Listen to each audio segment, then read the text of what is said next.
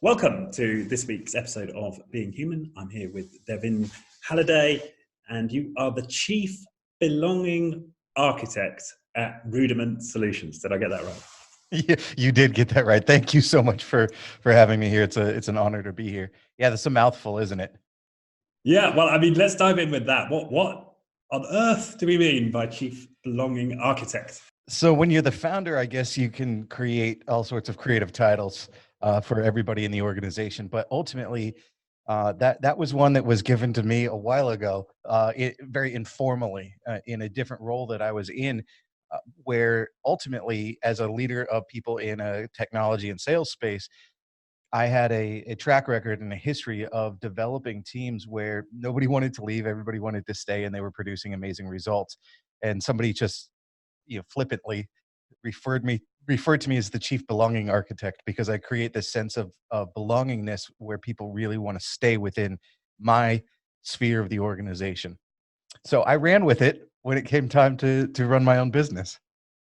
Okay.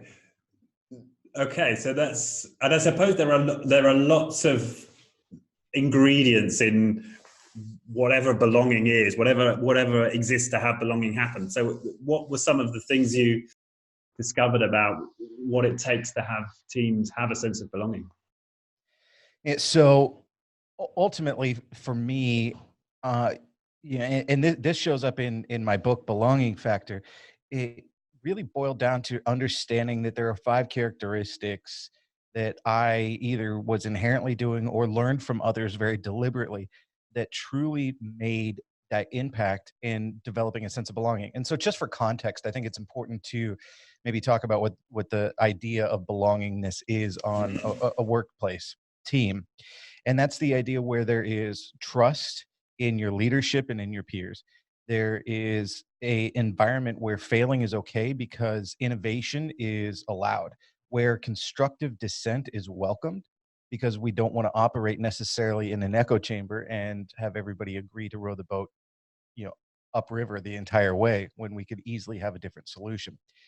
And ultimately where there is a sense of community and people can thrive together, respecting, understanding, and being better because of our differences, not using those differences to create or have a reason to not collaborate and work very well together. So I my assertion is that that really falls into a leadership responsibility to create the environment where that can happen. And then it's everybody's responsibility to participate. So from the leadership standpoint, those 5 things that I was kind of mentioning, ultimately it starts with just being authentic. And that's a very overused word in my case. I've experienced it used in many environments where then nobody showed up authentically. So I ultimately think of that as knowing really what your plus and your deltas are, and being impeccable in your self-analysis so you can truly model what you're expecting. And then you have to create value alignment. And that's that second part, right? You're defining roles and behaviors within this culture. What does it look like? And how do I message regularly and consistently and then expect everybody to be able to live within this ecosystem, this culture? So that value alignment must be there, and that's a responsibility of the leader. And then the last 3 are those that are really the tactical, the fun ones, usually the ones where you can show up and you can do some things as a leader or a team member to really make the environment fun. And that's empowering and championing others, giving people a voice and advocating for them, particularly if it's a crazy idea that goes against the grain. But there's some value in respecting what that innovation could bring, if not for the immediate outcome, but for the long term of that person on the team. Building some intellectual diversity is the other one. Building this diverse group of teams, both in what you see, but in the backgrounds that they have. And then, of course, fostering collaboration and building that community. So that's taking online interaction offline. It's being human, but more importantly, it's connecting to others. So those are those 5 broad categories I would tell you as a leader, for me, and from what I've studied and put in practice, have definitely been the catalyst to creating that sense of belonging. Right. And of those 5, which did you find it sort of most challenging to develop in yourself? You talked about the self-analysis being important. What did you have to work hardest on? So personally for me, early on, it was self-analysis. And Okay. as I progressed in my career, it moved into the value alignment and messaging. So I could kind of break those into two little chunks to dissect here. From my personal experience, I took over a sales team that I had actually been a team member of, and it was my first management role. And I had a relationship that was strong enough where my team was able to come tell me, "Hey, you need to undo what you're doing right now because you're losing us and you're going to have a mutiny on your hands." So kudos that there was the environment where they could do that. But man, was I just not doing well at assessing my own strengths and understanding my plus deltas and figuring out where I was not getting traction. So it took them coming to me, which was phenomenal. And of course, the things that needed to happen did happen as a result Well, I'm of that intrigued. conversation. What was it? What was it that you were doing that was causing a problem? Well, of course, I was a brand new manager and I got promoted for a reason. So therefore, my ideas must be the best, and the way I did things must be the way that everybody else now has to do things. Right? It was a very, I mean, you talk about a classic case study in the worst way to transition into leading people, and I did it. I was emulating people who I saw as successful, but I knew were doing the wrong things, but they must be the right things because they're successful. I was not being authentic to myself, and I didn't have a good mechanism for self-analysis. Later in my career, like I said, it became the value alignment, and ultimately for me, that what I came to understand was that this was around. I messaged what the culture needed to be, and I lived it myself. But then that was it. And when I say messaged, I mean told everybody this is the culture that we work in. And and then I lived it myself and demonstrated it myself. And so it was a similar problem to before where I didn't have in place a good mechanism to understand that consistent messaging, looking for what are the behaviors that show up in every person on my team's work that would be exemplifying that they are in a culture of belonging, that they're living in it, that they feel it, and that they're able to thrive in it. And really understanding what that failure in that mechanism was as simple as consistently seeking feedback for people to be part of it, and then consistently demonstrating and messaging in their role, in their specific job function, what behaviors would look like to support each other and support this culture we're building. So it became a lot less of tell and a lot more of show. Okay. Um, and so you're using the term messaging there. Like, well, actually, there's two things. So first of all, I want to go back to the self-analysis. So you said you developed a means of self-analysis. What did you use that worked there that helped you be able to do that more effectively? Yeah, so thanks for asking that. Ultimately, I run through a plus delta exercise where I just kind of a vertical line up a sheet of paper, the left side, all of the things that I feel like are the attributes that are helping me achieve what I need to. The right side, the things that I know are my blemishes, my weak points, whether it's been through feedback with peers, superiors, or from my team, or just in myself, and really sitting down and analyzing where am I moving the needle and doing that exercise regularly. So for me, it's always been pretty much a once a month exercise. And then my follow up to that, my 360 kind of element to that is going and asking my team and my peers, are you seeing from me the things that we've discussed or talked about that you need to see from me, or what else can I do differently that I don't have as part of what I'm working on, and being very transparent with my team that I'm developing and working as a leader and to support them. And my critical mission is support of them to deliver the outcomes that we've all signed up for. So that transparency has always allowed then for that feedback to come more regularly. You still have some folks who are a little bit concerned about giving candid feedback to the boss, but if you replicate this frequently, as I did, that barrier comes down, that guard comes down. Okay. Yeah, yeah, I mean, that's kudos to you, because I can't imagine there are too many people out there who once a month sit down and really look in the mirror and ask themselves, what are my, as you say, blemishes, right? And that takes something. And then to go out to your team and be transparent about it. Yeah, I can see how that's a pretty special activity for a leader to be doing. Yeah, there's no doubt that we could all probably, including myself, do better at self-analysis, even after action reporting, if you will, like after a situation occurs, really just sitting down and saying objectively, let me look at every part that I touched or influenced in this, knowingly or unknowingly, And did that move the outcome further forward? Did that move people closer together? Or was there something that happened that prevented us? Even if it's a wildly successful thing that you've just accomplished, doing that after action reporting is a valuable element as well. Right. And my hunch is that actually, well, I say this to myself now, that if I were to sit down and do that exercise, a lot of I would know quite a lot of the things that if I were to go to my peers and ask them, they would tell me, right? I would have a knowing of it if I would just allow myself to kind of admit to myself. So has that been true? Do you find that you discover a lot just simply by doing the self-reflection?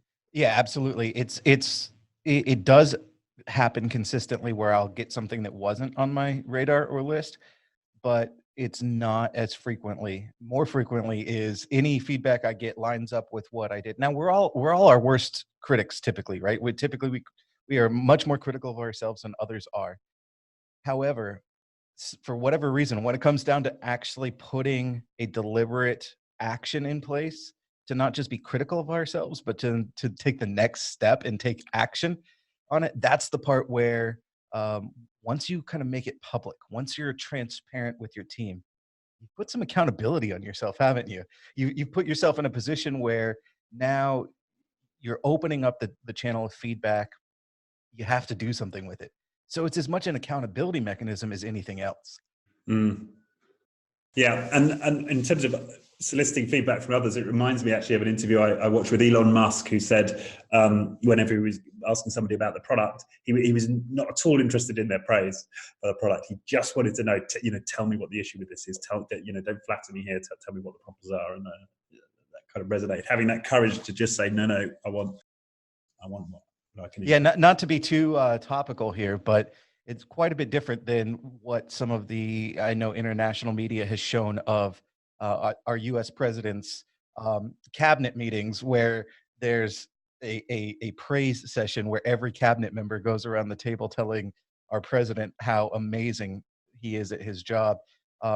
If I've never been in the type of leadership position that a commander in chief and president of a country is in.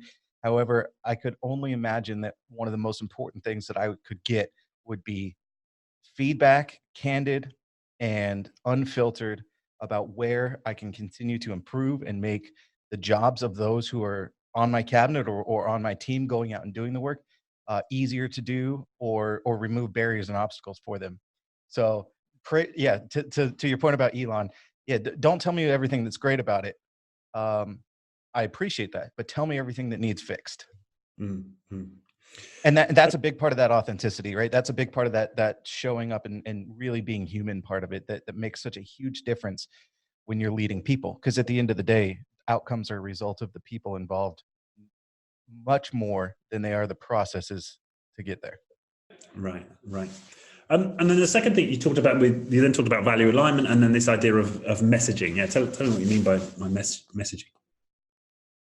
So, for messaging, this is about where and how frequently, how often you, as a leader, make a decision to talk about our culture, the behaviors that show up in our culture that are representative of it working properly and aligning properly, and what our values are, and opening up the dialogue. So messaging is as much about sharing your vision about what the future holds for the team, for the department, for the product or service we're selling, as much as it's getting the feedback back up to you as a leader about where things are working or not working within that vision. So if there's it's about keeping that part of the dialogue active, and not just saying, here are the 5 things that we stand for as an organization. Here's the 5 things as a team that we are going to do to make sure that we work together, we collaborate, we innovate, and we deliver on time for our products or services. But instead saying, hey, here's the 5 things that are wildly important. And by the way, here's where it should show up in our work, and here's what it looks like as a team. And whether it's a formal one-on-one interaction, whether it's a team meeting, or whether it is in an informal just dialogue or conversation, finding ways to tie back into that same core value set, and align everything that you're doing on your team within that value set. An example, you're being human, so you're having a nice Monday chat with your a member on your team about some great thing they did the weekend. Maybe they went out on the lake over the weekend, and in honoring and listening to their story and appreciating what they're sharing with you, also connecting that into, hey, so wow, it sounds like that was a really cool thing that happened. Uh, whatever the stories that they shared with you.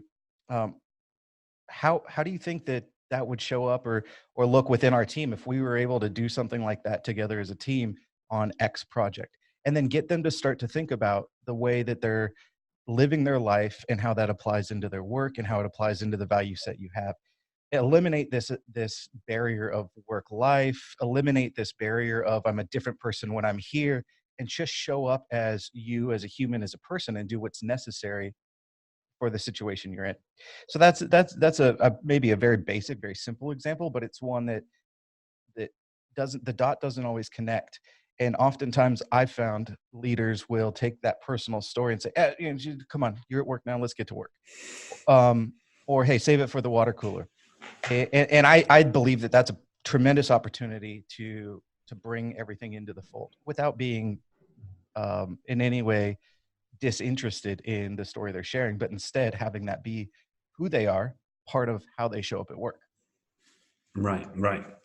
So I like that, and I suppose what I'm getting from what you're saying there is this isn't about the five values on the wall. This is about taking that story from a member of your team and using that real story and saying, well, how can we have more of this in our team, in our workplace? Yeah, certainly that is one part of it, and I'm glad you said the wall. That is one thing that in my work, the first thing that I'll do when I'm hired to come in on an engagement with culture, and looking for ways to shift a culture to an environment that creates loyalty, that creates community, that helps the culture drive profits. I ask for the mission or values of the organization. And then I ask the next step within each department or channel, where do these show up in behaviors? And generally, I've stumped the room at that point. And then my follow up question is, as an employee, how do I know that these are the things? And the wall becomes oftentimes the number one reference. It's on the wall. It's on our webpage. We attach it to every email. It's some version of that piece of it. And so clearly, if that's only the only place it lives, the messaging, the connecting it, the value alignment is missing. Right. So, yeah. And you said that was just one example, but an important way to have this bring alive is tapping into stories, is opening the dialogue, and I suppose just making it a conscious conversation. It is. So Bobby Herrera, he's the CEO of a company out of Portland, Oregon, in the U.S. called Populous Group, and he has one of the most amazing stories about how it happens. In fact, I do write about it in my book. Uh, but he's taken kind of that Disney approach where people are cast members, and you reapproach that within his organization where people are climbers and they're all climbing as one to achieve the summit. And of course, in business, the summit is a moving target. So, you get close sometimes, right? Definitely. But it's always a moving target in business. Yet everybody still has that same idea where, people are free to call each other out if somebody is not living the value. They know it that deeply and that intensely, and it is a part of every dialogue and conversation, whether formal or informal. And I mean, it's a perfect case study and example of this exact value. Mm. And yeah, and what was interesting actually, before we came on air, you talked about the fact that you'd worked with teams and you'd never found it necessary to let go of anybody. Because sometimes we can think about value alignment, and it's certainly the most sort of macho aggressive version of that is kind of fit in or F off, right? Yeah. And you're saying actually, is it right that in your experience you've found a way to align almost anybody? Yeah, well, yeah, I did say that, didn't I? So it's true. In the multitude of teams that I've led, I've never taken over a team that had chronic underperformance and came in and let people go, with the exception of anyone who was violating any type of laws or integrity issues. That would be the only exception. Outside of that, it's been about kind of one of the other pieces there. When I talk about value alignment, and then I also talked about this idea of celebrating and bringing together intellectual and diversity, and bringing everybody's diversity out as a strength. So, many of my teams, like many of your listeners' teams, are probably spread across many areas, and that you're not dealing with and interacting with your leaders of those teams necessarily in your face every day, um, which also means that they're not necessarily working with each other, and it can become a bit transactional when they do. So for me, it was about how to remove transactional interaction between those leaders on my team who looked after people who were remote and didn't work with each other regularly, and start to make them part of a stronger unit, a stronger bond together, and let them know that they weren't on an island, but they were able to accomplish these things together. So that came with then messaging and going through our values. That came with then making sure that they each knew, and I would tee up some questions that they could ask each other to learn about each other that they may not, different things that brought the diversity of each person as a strength to others. So that was probably the most critical piece for me, outside of then my role of championing people. And so part of it, like I mentioned, was sharing with one team leader about some little piece or some little small background that somebody else had that they should learn from, and then connecting together. That's part of championing it. But then the other piece is celebrating every single thing that they're doing and giving them the voice to go out and teach others to do it themselves. That was my role in it, and that's how I took regularly teams who had some chronic underperformance and helped them be able to thrive as a result. Not that I had the answers for them, but I had the process and connections to bring them together to do it themselves. Yeah, and that's really consistent with certainly the research that I've read on collective intelligence. I don't know if you're Mhm. aware of that research, but where the major factors in the level of collective intelligence of a group is, the turn taking amongst the team, which of course relies on trust. And also the intellectual diversity of the group matters, right? If you get just CEOs working together, and then CEOs and their executive assistants working together, the CEOs and the executive assistants outperform the CEO. So the groups of CEOs. So there's. It seems to me that what you're talking about is borne out at least by some of the science. Oh yeah, there's no doubt about it. And I don't want anybody listening to feel like, oh, this guy's beating his drum. He's done everything right. As I already mentioned, I failed miserably early on and started becoming a student of successful brands, successful leaders, the science behind connecting the head and the heart or the emotion of people. So, I wouldn't necessarily say human behavior, but how behavior is predictive of outcomes, certainly. And much of what I write about in the book is all centered in that exact science. Right. So tell us a little bit about your process now when you go in, and you've got kind of an impressive roster of clients on your website now as chief belonging architect. How does that work? You pitch up and say, "Hey, I'm going to bring more belonging to your workplace," or how do those conversations go? Yeah, so ultimately the conversation starts with solving a culture performance problem, right? That's the need that starts. And again, inevitably, my first questions that I already shared with you are the ones that really get us going down the path of where in the culture we see the issues. Misalignment values is one, lack of trust in leaders or lack of trust in the direction of the organization tends to be another. So it starts then with going and surveying some employees. If the executive vision of what should be happening and the reality of what's happening don't align, it's not blaming one or the other side for it, but certainly starting to look further. And um, my training, my work, and my experience leads me down the path of how we interact as people with each other in the environment. Every once in a while, the system is broken, but more often, the way that we're interacting with each other as people has violated or broken trust with someone else or organizationally on a bigger level. And so it's a natural progression to start to realize where the problem is. Now, to your question, do I say, hey, belonging is missing in your organization. I've just found that answer. No, that's not a KPI. It's not on anybody's quarterly review at all, how much belonging they have within their team. And candidly, it becomes one of the things that 41% of managers say they just don't have time for, which is to build the culture of their team.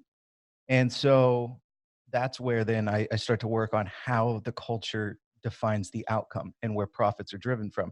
And again, inherently, we all understand and know that the people in our organization are the people who are delivering the outcomes for us. Uh, Yet, for some reason, we still like to have organizational culture that focuses on outcomes and process exclusively, with a little bit of the people stuff built in. And team builders and things like that are great, but they are not the answer. They are not the answer in and of themselves. So, it again, to your question, it starts with there's a problem, typically with an outcome, sometimes with a process, and how do we address that and fix that? So my questions lead us to the fact that we often have teams that need to feel a deeper sense of trust, connection, and value alignment with their organization to be able to produce. We hired them for a reason. They're a good employee. They're not producing. Where's the gap? And the organizations I work with are willing to and understand that there is, without any question, a need to make sure that the people have the right process first, and the right systems and environment first. If that's not something that you're prepared to admit, we probably aren't working together. Right. And when you say the people have the right process and environment in technology, it's in terms of how they interact with each other. Is that what you're saying? Yeah. Yeah, how they interact with each other. So, technology is an example. Slack or other similar workplace apps for communication have taken over from email, which then, prior took over from all the face-to-face meetings. And so how are we using those systems, and are we rewarding or incentivizing the right thing? I work with organizations who pay attention to how often their employees are engaging in Slack, and they have reporting on their employee participation in Slack. I would tell you you're measuring the wrong thing. You're going to get people to just check the box and do things to show up high in a report and stay off of your radar. Um, Meanwhile, we could measure something like, what does engagement look like?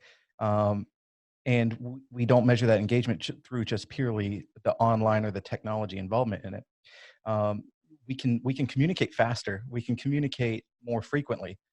But does that mean we're communicating better? And sometimes I think organizations slip in tools like this to make things faster and more frequent without thinking about better outcomes, which is ultimately the result we're trying to achieve, period, by introducing any type of new technology or system or process in. Are we making outcomes better? Are we making things simpler for our team to be able to achieve their outcomes and work together to do it? The answer is yes and no, oftentimes with technology like that. Right, and I can see that why some of the things you mentioned there are not the things to measure. But if I'm listening to this and I'm looking at my organization and I've got the question in my head, well, how much belonging is here? What are the things that one would tend to observe in an environment where there is a lot of belonging, um, versus what one might observe where there isn't? What are the indicators people should be aware of? Sure. So if this is interesting to you, and now you're listening to this and saying, how am I going to run a basic litmus test? Right? That's what you're asking. Mm. So look at your organization and first ask yourself this question: what are our organization's values that we espouse and state? And can I define as a leader where in my organization those would show up as behaviors within every role or every team?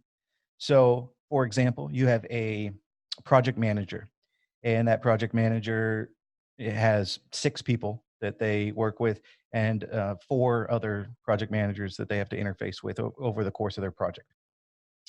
So they have 2 facets I'd really be looking for, actually 3 facets I'd really be looking for what those behaviors would look like. And that is how they're measuring their work product, not just the deadline, but how else are we measuring the work product? So that's collaboration with others, timeliness and responsiveness to others, how are they interacting and communicating with their team? Are they side by side spending time with their team solving solutions, solving problems and giving real solutions? Or are they spending time dictating to people that they have to work longer hours to be able to achieve the deadline? How are they interacting with the other stakeholders or senior leaders, right? So you're looking for three places, maybe for that person, that they have their most common interactions that would show up with championing others. So I'm looking for a behavior that shows that this person is championing people on their team. They're not taking credit for everything that's happening on their team. When we talk about taking online connections offline or building that sense of community, I don't mean going out to the pub with all of your team after work and having a bunch of beers. I don't know if that's always advised in organizations as a leader. However, the right answer might be, what are they doing to bring people closer together so they're supporting each other on the team? So I'm looking for those specific behaviors. And again, maybe you're running a marketing department. These things become a similar process. What are our stated values? Where do those show up as behaviors? And then can I go see them in action? That's the first and most important thing. And I think going any further than that at this point, for most people, is probably a little bit advanced. Those two questions there, what are the values and where do they show up as behaviors?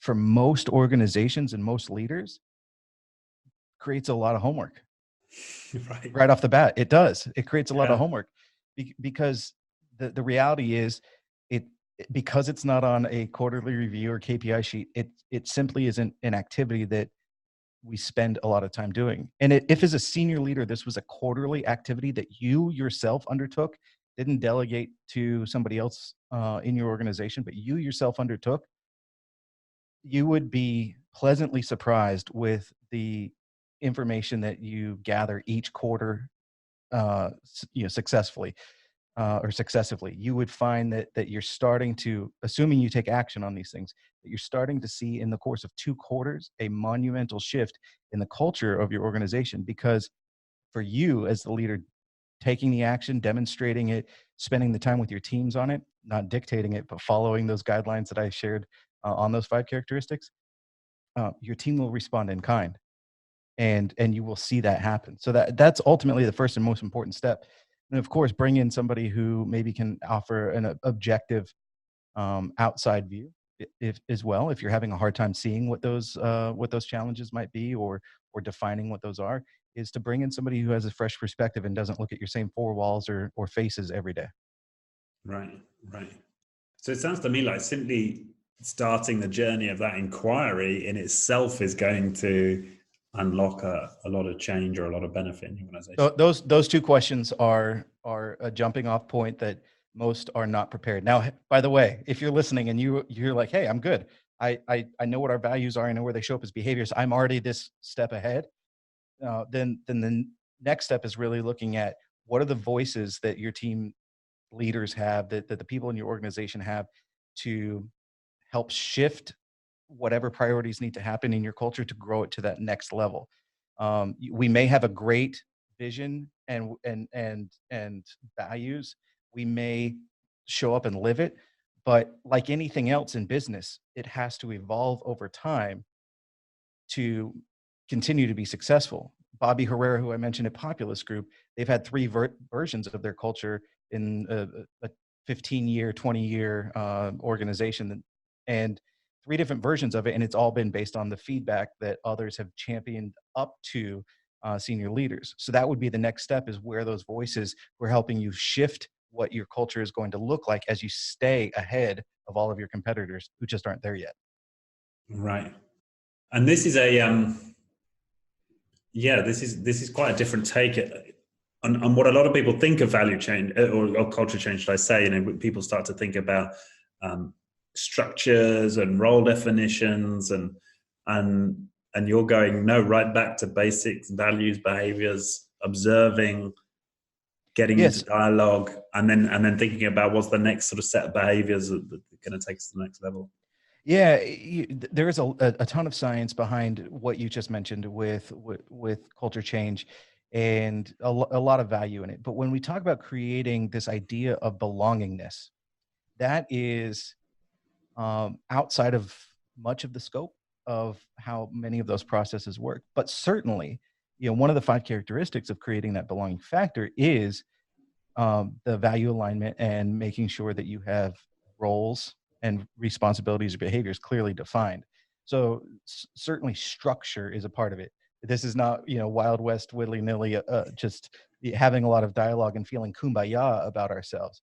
This is definitely about making sure that the structure of this is led from the top down, but supported from the organization inside out. Because it ultimately it's something that a layperson or a customer should be able to get a feeling or a sense of. They're working with somebody who's just in a different category, at a different level. And that's what the best brands are able to do, even if they don't brand themselves as this great feel good company. You should get a sense of it just in how you interact with people. It should and does feel different when you get it right. Right. Yeah, I think that's a good point. Of course, the structure and roles that that does have importance, and people. I think there is a human need for people to understand, or at least a lot of people to understand where they fit into the bigger picture and what's expected of them. But I suppose what strikes me is whenever I speak to clients and out there, when culture change almost becomes synonymous with structure change, right? And it's very often the first thing that people think about is, okay, let's get the org chart out. And I think you're providing a different Yeah. perspective here on the starting point. Yeah, I believe that often you can change a culture with existing teams to deliver exceptional outcomes and not have to reorg. Now, granted, there are important times where reorging, particularly senior level, might be necessary to give somebody a different scope of business unit to kind of refresh with. But throughout mid-level management, yeah, that's one where I really do believe that if you've cast the right people to begin with, you're going to achieve great things with taking this very simple. It's not easy. I don't want to conflate the two, but very simple approach. Because at the end of the day, we're people dealing with people, and it's not that complex. It's not that complicated when you're doing the right thing for people to deliver the outcomes. Right. Right. Okay. And I'm just thinking, are there any other pertinent questions that you get when you take this out to people that it's worth you providing a brief answer to for people who've got interested in this topic here? Yeah, so I would just touch on the topic of the intellectual diversity piece. That's one that I didn't think was as controversial as maybe it's turned out to be. There's a sense that exists that intellectual diversity does not necessarily represent the full diversity that many organizations are looking for to bring people from different socioeconomic, racial, gender, etc. backgrounds in. And I I would position it this way. Intellectual diversity that I talk about building is a representation of people who come from different socioeconomic backgrounds, different countries, different genders. They have different lived experiences. And so you're looking to hire and bring onto your organization the right people who have diversity that adds to your culture and is a culture add, not a culture fit. You're not trying to fit anybody into the existing culture because you're always trying to grow and improve what your culture can deliver and what outcomes you can achieve as a result. So the reason I say intellectual diversity is there there is a phenomenon where organizations do hire people based on gender, skin color, etc., to fulfill what they call a diversity agenda, and that is not necessarily helping just in that particular measure bring a value add. And so that's why I specify intellectual diversity. The backgrounds that people have, the lived experiences they have, create a tremendous asset for your organization if once you bring them on, you have the ability to celebrate those, bring those out as advantages and benefits within your team, as opposed to just things that make people different from each other. It's those differences that really win. That's the idea behind diversity and ultimately inclusion, right? So, um, so I would say that that's probably the one area where I still get some questions about why did you choose intellectual diversity versus saying just D&I, and it's because of the resulting outcomes that we're all striving to achieve. Um, and if your outcome is solely about what people can see when they look on your website at your C-suite, I, I'm going to argue that you're doing it wrong. But certainly you could achieve an outcome by just having different looking people make up your C-suite. But that's not the type of diversity that I believe helps foster and create the winning team. Yeah, I can see that. Those other lenses on diversity emerge as outcomes if you shoot for intellectual diversity, or at least are likely to. Likely to, sure. Yeah. Fantastic. Okay. Well, this has been an illuminating conversation for me. I hope it provides some new perspectives for our listeners.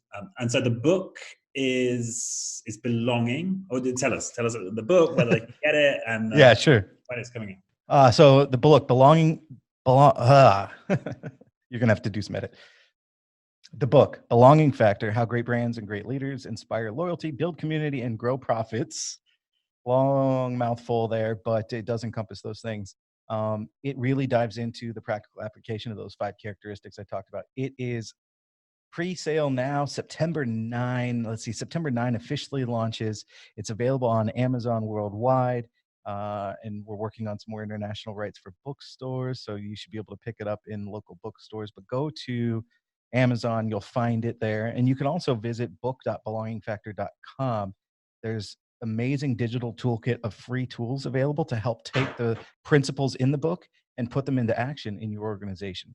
Because ultimately, for me, my mission is to help unlock and develop the potential in others to achieve whatever their wildest dreams and goals are.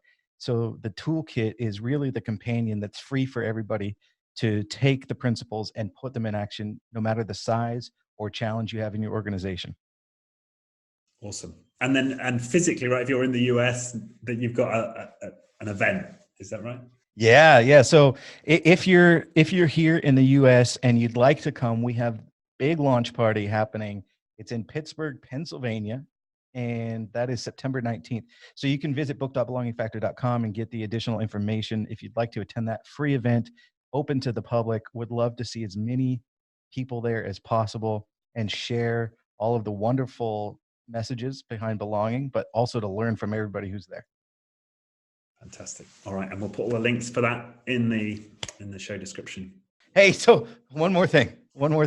I would like to gift your listeners the opportunity to get a free signed autographed copy of my book. In fact, I'd like to give away 2 of them. So if you're listening and you go to beinghuman.belongingfactor.com, and I'm sure you can put this in the show notes. Yeah, we'll put it in the notes. Yeah. Just pop in your email address and name. We'll pick 2 random entrants, and I will sign this thing and send it off to you and give you the opportunity to enjoy and hopefully share the belonging factor. Brilliant. Okay, that's so generous. Thank you.